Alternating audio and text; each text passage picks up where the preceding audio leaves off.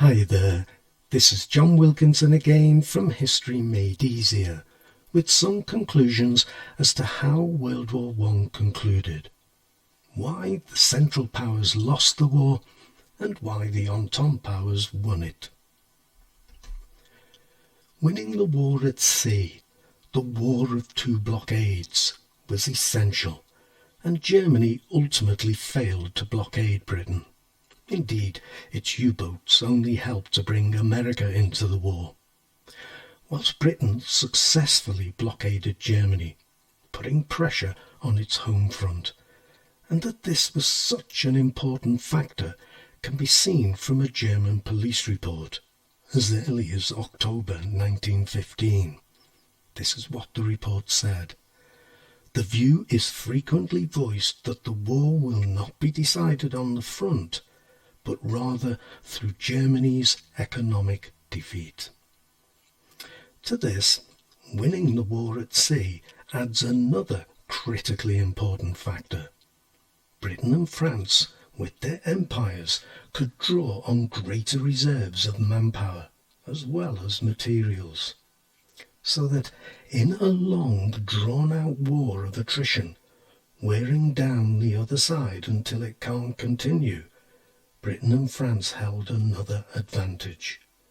The longer the war went on, the greater the advantage Britain and France held, even if it might not have felt so for those fighting on the Western Front. Let's take a look at the losers. If Germany was to win the war on the battlefield, it really had to be won quickly, and the Schlieffen Plan failed to do this. But what's more, Germany's allies soon became a burden. General Hoffmann, Chief of Staff of the Eastern Front, was one who didn't hold the Austro-Hungarian army in high esteem. And the need to come to the aid of the Austro-Hungarian army was a drain on Germany's limited resources. However, when in September 1914 the German army was forced to retreat from the River Marne, General Falkenhayn pointed the finger of blame elsewhere. He blamed Tirpitz and the money spent on the German navy. If we did not have the navy, he railed, we would have had 2 more army corps and would not have lost the Marne battle. He had a point. Whilst other than its U-boats, the German navy spent almost the entire war in port. And if we consider Ludendorff's attempt to win the war in 1918, by that point the Entente Powers had 3 machine guns for every 1 the Germans had. They had a distinct advantage with regards to both artillery and planes. The Germans only had 10 tanks. The Entente Powers had 800, whilst the Entente Powers had 4 times as many trucks. By this point, as well as the blockade handicapping the Central Powers, the access to American supplies benefited the Entente Powers.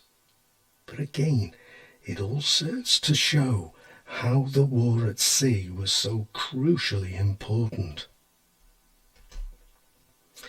As for the German home front, Britain's hunger blockade meant German people endured cold, hunger and disease, as did the Austrian home front. And the conscription of agricultural workers hit German agriculture harder than the Entente Powers.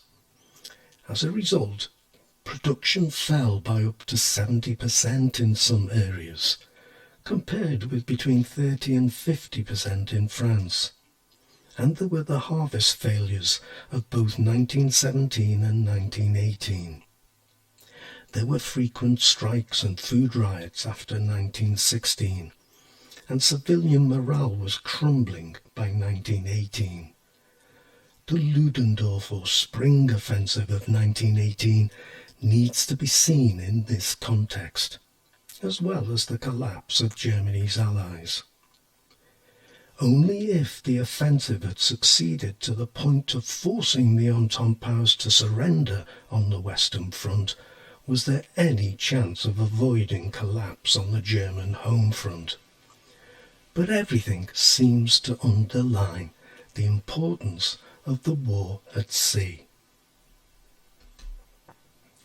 So to the winners. The British brought their navy to the war, maintained control of the seas throughout, and won the War of the Blockades. The French, in 1914, took everything the Germans could throw at them, holding them, if only by the skin of their teeth, at the Battle of the Marne. And in 1915, threw everything they had left right back at them. In 1916, they withstood the Germans again at Verdun. The British, of course, did their bit in this war of attrition, particularly at the Somme and repeatedly at Ypres. And they both still had the strength to stand against the German offensives in 1918, before counter-attacking with the Americans to win the war. And in the end, the American forces, though they were slow to actually join the fight, did make a difference that panicked the Germans into the Ludendorff offensive, and a difference that enabled the Entente Powers to hold that offensive and then push the Germans back. And America was about to make its presence felt much more. American troops were arriving at the rate of 300,000 a month by August 1918. America was also providing military equipment and assisting the escort of merchant convoys.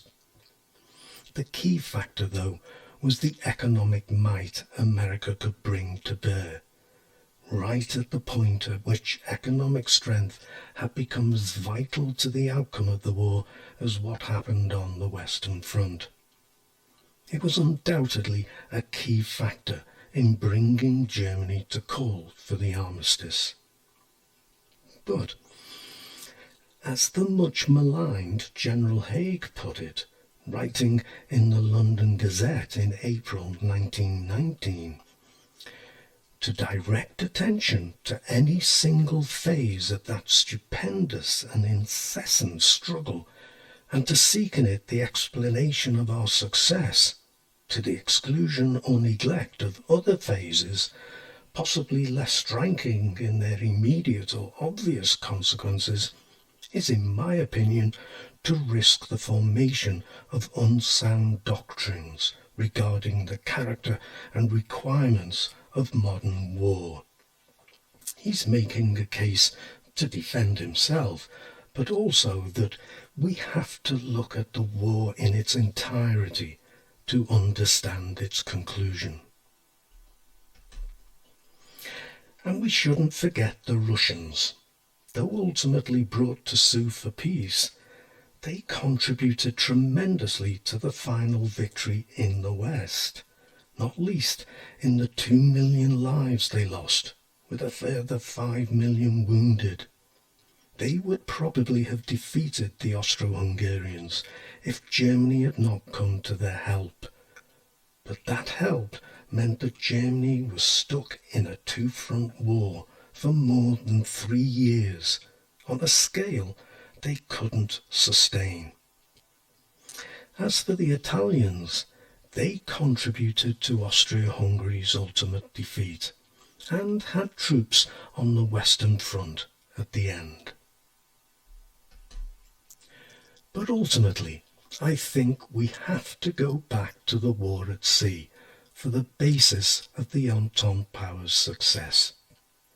Britain was able to ensure that France in itself was supplied with food, munitions, and men, and at the same time ensure that Germany was starved of the same, except for what it could produce itself.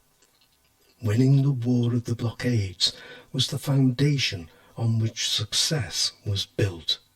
How else could food supplies, armaments, and the men of both their empires, as well as of America, have reached the Western Front. So, I hope my collection of presentations on World War I are proving useful for you.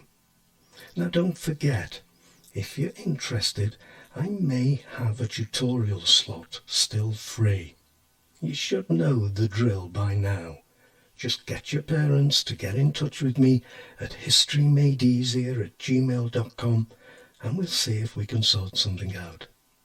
And let me say 3 things about my tutorials. They focus on your needs, though they can be usefully taken with a friend. And my price is negotiable. But for now, as always, my thanks for listening and my best wishes in your studies. Cheers.